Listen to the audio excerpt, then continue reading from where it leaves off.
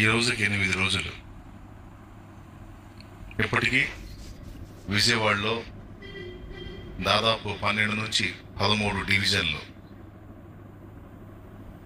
ఒక్కో డివిజన్కి వచ్చి కనీసం 5-6 ప్రాంతాలు ఉంటాయి. 12 డివిజన్లు అంటే 12 ఐదులు తీసుకున్న 60 ప్రాంతాలు ఇంకా నీళ్ళలోనే ఉన్నాయి. మీరు ఎంతమంది తెలుసుకున్నారో లేదో నాకు తెలియదు. ఇంకా అన్ని డివిజన్లు నీళ్ళలోనే ఉన్నాయి. మళ్ళా వాన పడుతుంది. నేను వెళ్ళినప్పుడు కూడా, నేను మొన్నటి రోజు వెళ్ళాను, శుక్రవారం.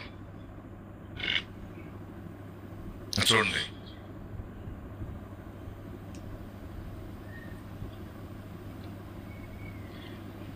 వాళ్ళ హౌస్ చూడండి, వాళ్ళ ఇల్లు చూడండి. కోట్ల రూపాయల ఖరీదు చేసే ఇళ్ళు అయింది. అంటే వాళ్ళు ఎవరో పేదలుగా సంపన్నులే. కానీ ఈరోజు వాళ్ళ పరిస్థితి ఎట్టుందో, అయ్యా మా ఇంట్లో 2 కుటుంబాలు ఉన్నాయ్యా అని అడిగి తీసుకుంటున్నారు పాపం. కొంతమంది అయితే మౌనంగా చూస్తూ ఉన్నారు. అంటే ఆత్మాభిమానం. అడిగితే, కావాలని అడిగితే అప్పుడు చేజాపుతున్నారు. మన తమ్ముళ్ళు వెళ్ళి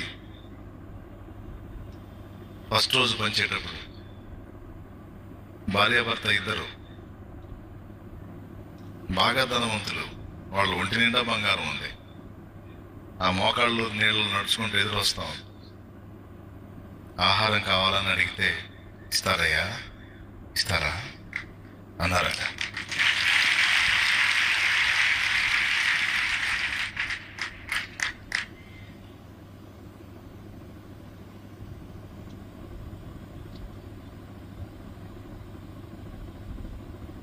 మా ఇంటికంటే వాళ్ళ ఇల్లే బాగున్నాయి. వాస్తవంగా చాలా ఖరీదుగా ఇల్లుగా ఉన్నాయి. అదే పైన, అదే పిల్లలు పెట్టుకొని పైన ఉన్నారు చూడండి. అందులో బ్రెడ్, పాల ప్యాకెట్, 2 పండ్లు, కొవ్వొత్తుల ప్యాకెట్, ఒక అగ్గిపెట్టెతో సహా మొత్తం అందులో పెట్టి ఇచ్చాం ఒక ఫ్యామిలీకి. అట్లాగా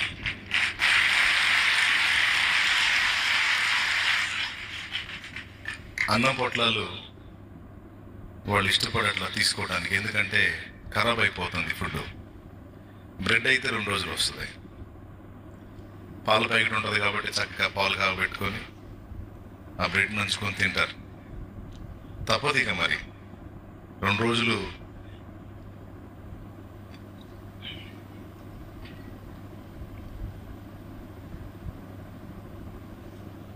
వాస్తవంగా ఒక్కో చోట నడుములో నీళ్లు ఉన్నాయి.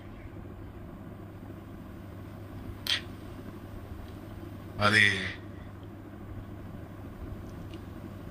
ఇంకా పోయే కొద్దీ కనపడతా ఉంటాయి. కొన్ని చోట్ల కాస్త మోకాళ్ళు లోతుంటే, కొన్ని చోట్ల నడుములు లోతున్నాయి.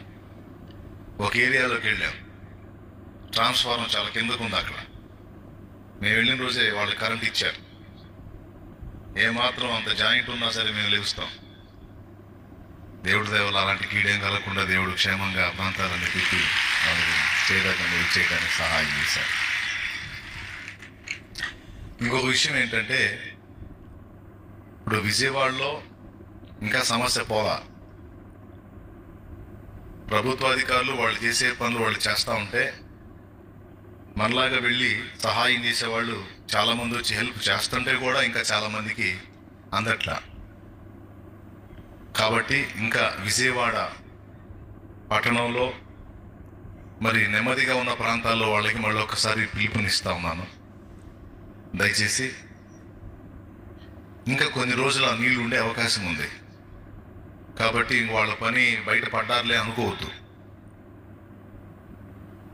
సింగు నగరు, వాంబే కాలనీ, మేము వెళ్ళింది రాజేశ్వరి నగరం ఒకటి, రాధానగరం ఒకటి, ఆ ప్రాంతాల్లోకి వెళ్ళాం. ఇంకా పైన కొన్ని కాలనీలు ఉన్నాయి.